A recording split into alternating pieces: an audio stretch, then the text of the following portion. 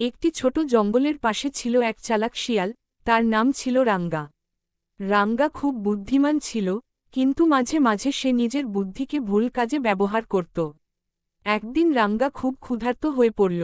সে অনেকক্ষণ ধরে খাবার খুঁজেও কিছু পেল না।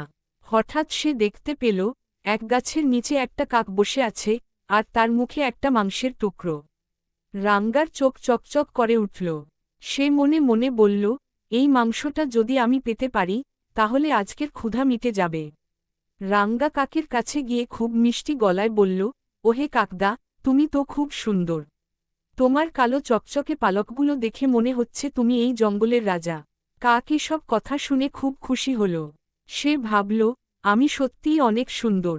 রাঙ্গা আবার বলল, শুধু সুন্দর হলেই তো হবে না, শুনেছি তোমার গলাও নাকি খুব মধুর। তুমি যদি একটা গান গেয়ে শোনাও, তাহলে আমার খুব ভালো লাগবে। কাক এত প্রশংসা পেয়ে আর নিজেকে সামলাতে পারল না। সে গান গাওয়ার জন্য মুখ খুলল, আর ঠিক তখনই তার মুখ থেকে মাংসের টুকরোটা নিচে পড়ে গেল। রাঙ্গা দ্রুত মাংসটা তুলে নিয়ে বলল, ধন্যবাদ কাকদা।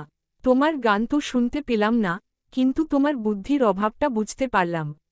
এ কথা বলে রাঙ্গা দৌড়ে পালিয়ে গেল। কাক তখন বুঝতে পারল, সে বড় ভুল করেছে।